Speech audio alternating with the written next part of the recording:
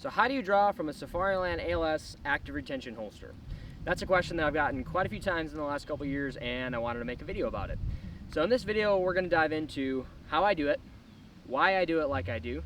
We're going to break down the technique, and we're going to gather some data to support all that. So without further ado, let's get started.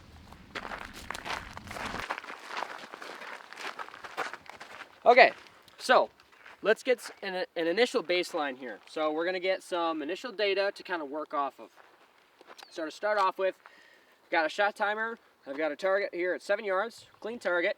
And what we're going to do is we're going to do a bill drill. Okay, we're going to do a bill drill, which is draw from the holster and shoot 6 rounds as fast as you can get them in the target accurately. So we're going to see what our first shot is, see how fast I can get out of the holster and on target, and complete that string. All right, here we go. Here we go. All right, stand by.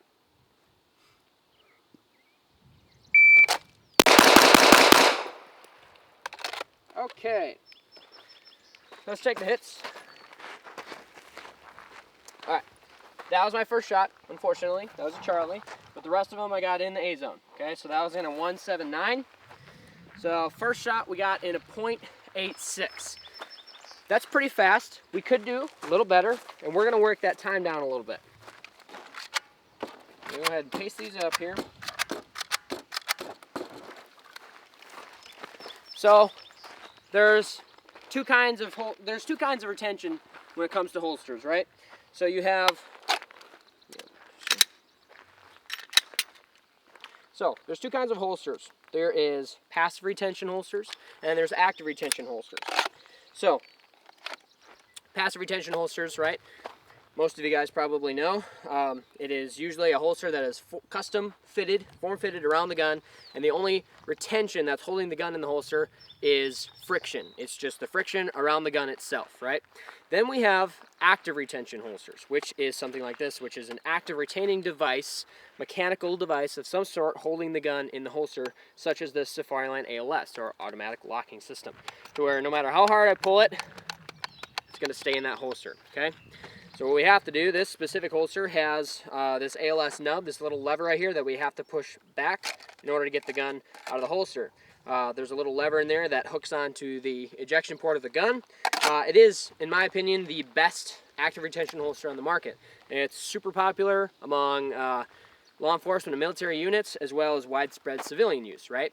It's an awesome holster. It's one of my favorites. And if you're going to open carry, which I'm not an advocate of open carry really at all, but if you're going to open carry for duty or as a civilian open carrying, active retention is a must. It is essential. Okay, so we know what an active retention holster is. Let's start breaking down how we can get this draw really fast. But first, let's see what is possible, right? So I'm going to do a string of shots here, just one-shot draws, and we're going to go all the way from about 1.5 seconds all the way down to the fastest that I can get a shot on target from the draw. All right, so let's see what we can do. Let's see what's possible. I'm sure there's someone out there that is faster than I am, but we're just going to see how fast I can get this here. All right, so we're going to do a couple one-shot draws here, and pay attention to how I'm drawing the gun, what I'm doing differently. I'm going to start off with moving my hands nice and slow and smooth, breaking the shot as soon as I see my dot on target. Here we go. Stand by. So the first shot on that bill drill was a .86. We'll see what we can get to. Stand by. A-zone hit. That was in a 138. All right, here we go. Stand by. That was in a 146. Start working down the time a little bit.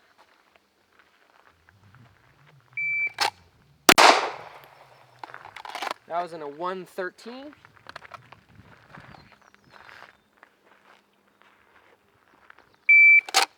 That was in a 125. Now we can start working it down more.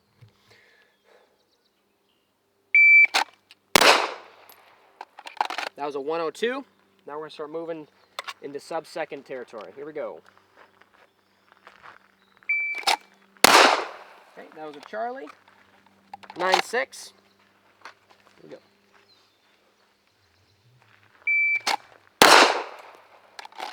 9.5.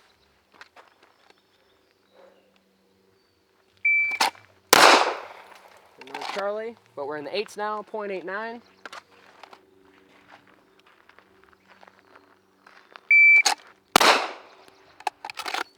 .86. So that was what my first shot was with the billet drill.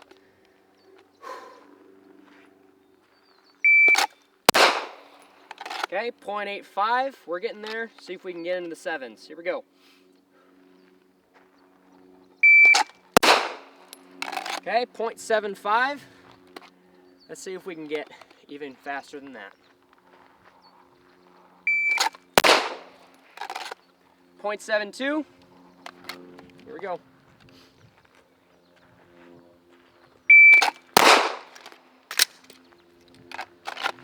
0.68. I think we can get a little faster. Oh, here we go.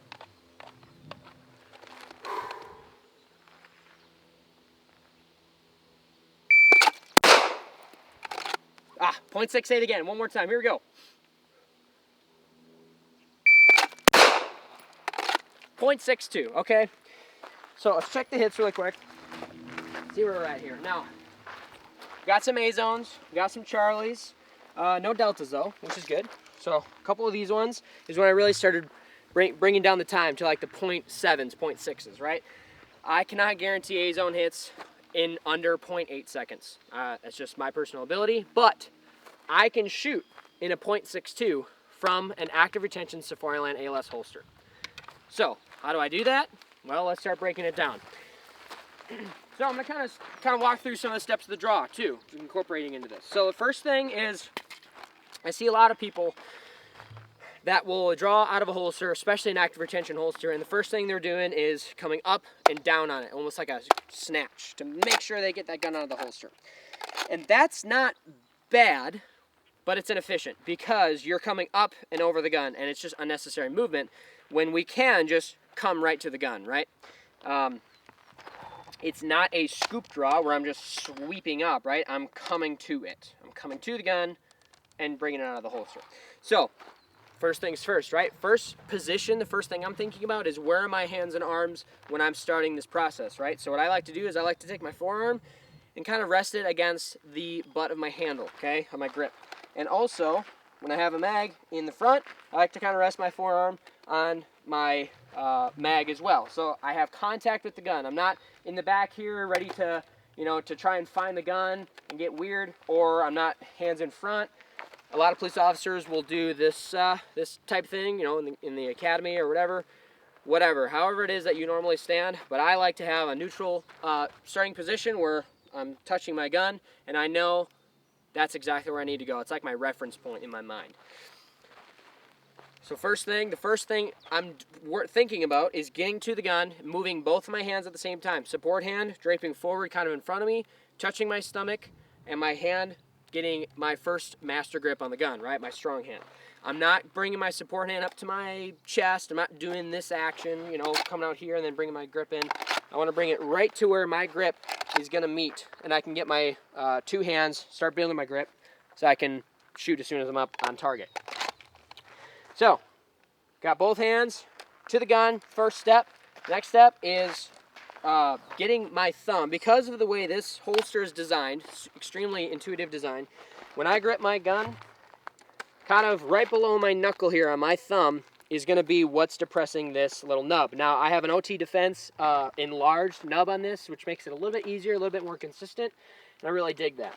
So the first thing I'm doing is getting my really high in the gun, high tang grip on the gun, and my thumb is when I grip the gun, my thumb is naturally depressing that ALS nub to bring the gun out. So I'm not even really consciously thinking, oh, I have to bring this nub back. I'm not even really consciously thinking of that. All I'm doing is getting high up on my gun and gripping, and it's naturally going to come out almost every time with about 99% consistency, right? And that's what we want. So, coming to the gun, both hands moving at the same time, I'm establishing my grip, and I'm immediately, as soon as I'm gripping my gun, I'm depressing that ALS nub, and as soon as I'm bringing the gun out of the holster, I'm bringing it towards the target.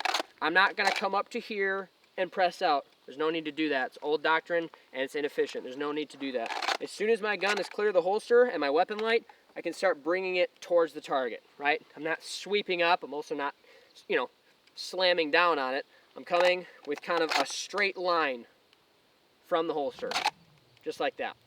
And as soon as the gun is out of the holster, I'm starting to move forward while I marry up my grip.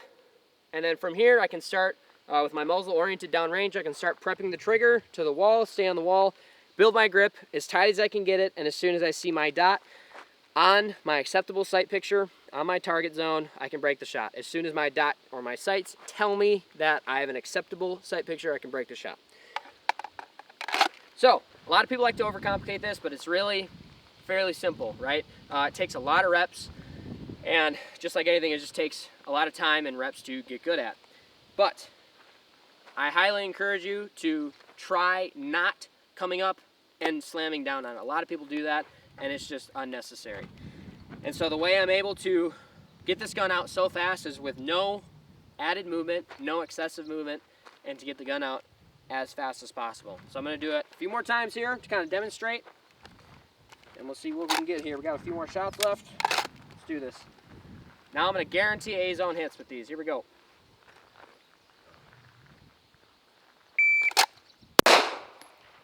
That was a 102. Here we go. That was in a 9.4. Bring it down to the 8s. 8.3. One more time. Here we go. All right, 8.3 again. So guys, dry fire this. There's no need to come to the range and waste ammo practicing this with hundreds of rounds and for several hours. There's no need to do that because you can practice this in dry fire, okay? The only way you're gonna get fast and good at this is by dry firing, right? So you can clear your gun, throw your belt on, just practice the motions. Coming straight to the gun, bringing it out, prepping the trigger, building my grip.